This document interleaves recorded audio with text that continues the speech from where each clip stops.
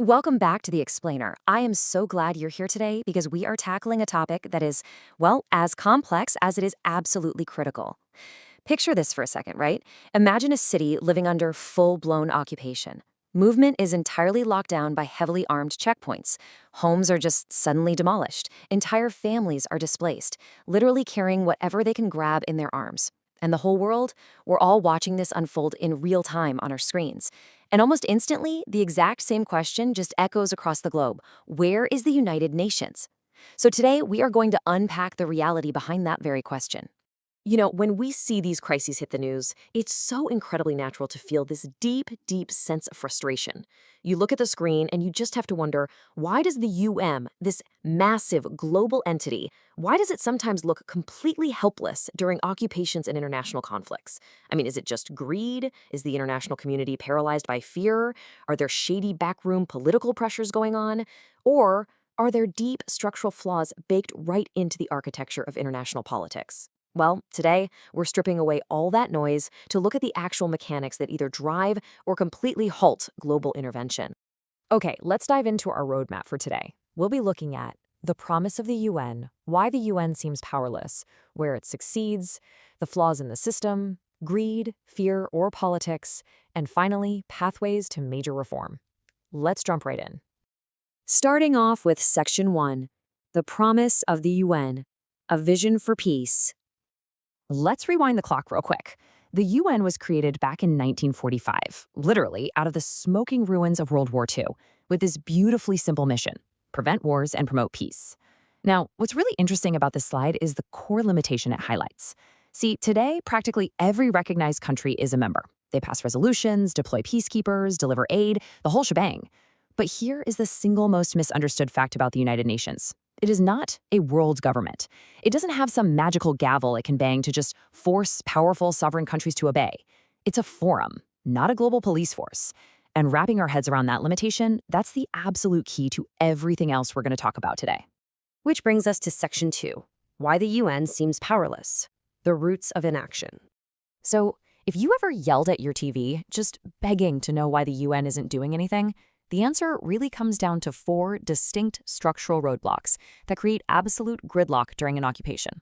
Number 1, the veto problem. Number 2, powerful friends. Number 3, the overarching fear of escalation. And number 4, a fundamental lack of enforcement power.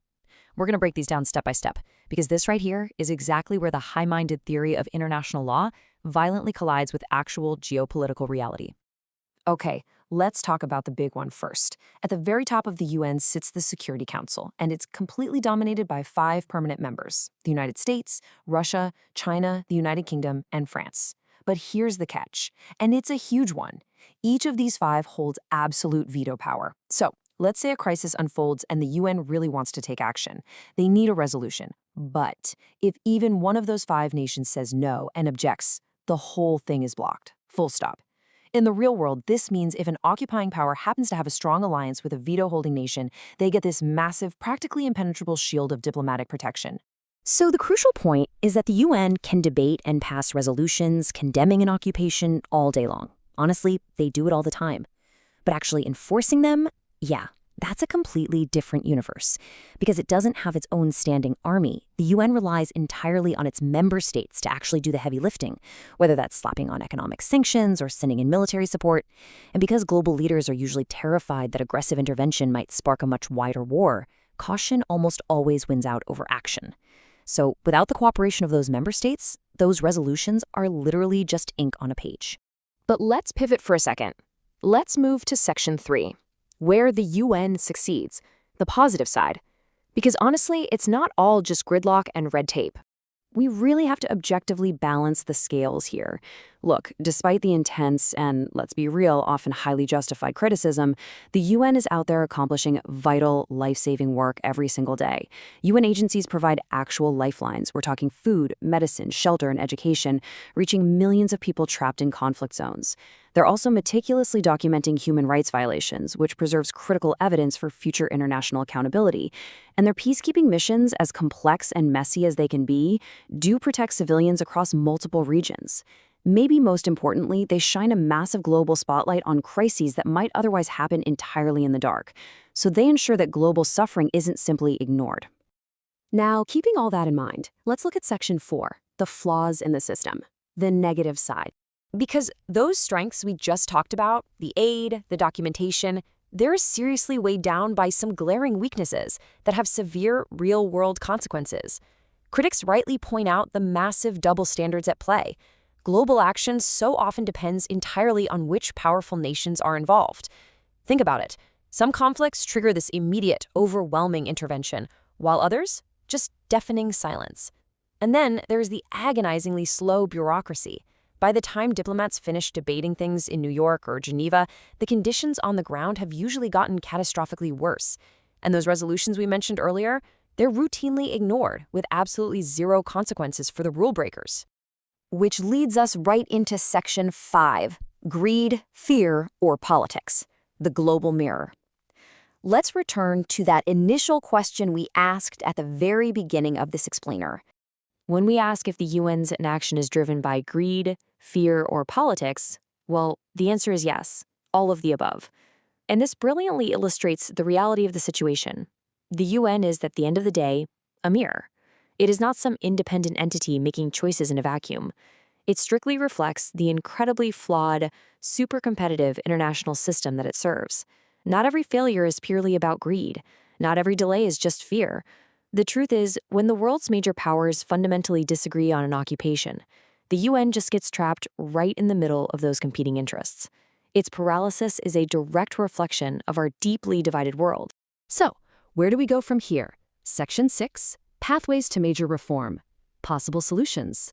How do we actually fix a system that is this entrenched? Well, experts are pointing to a few actionable, concrete solutions. First up, limit the veto. Specifically, reforming the system to stop those 5 permanent members from using their veto power during active mass atrocities. Second, we've got to put some real teeth into international law with stronger enforcement mechanisms so resolutions stop being treated as mere suggestions. Third, increase diplomatic transparency to expose all those shady backdoor deals. Fourth, guarantee access for truly independent, impartial investigations on the ground. And finally, strengthen civil society. That means actively empowering the journalists, the human rights activists, and the humanitarian groups who are literally risking everything to keep the world's attention focused on the truth. I want you to consider this thought for a second. The United Nations can open doors to peace, but only if the world's most powerful nations are willing to walk through them.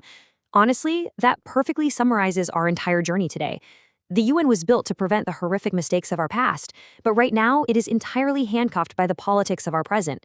It operates exactly as well as the global powers allow it to operate, because at the end of the day, a tool is really only as effective as the people wielding it. And that brings us to our final thought to wrap up today's explainer. When you look at the whole picture, the structural roadblocks, the veto power, the genuine successes in humanitarian aid right alongside those glaring double standards, is the UN doing enough in its current form? Or are we just long overdue for foundational reform to truly protect populations living under occupation? It's a complex, incredibly pressing question, and it's one the international community absolutely has to figure out. Thank you so much for exploring this with me today. Keep questioning, keep learning, and I'll catch you in the next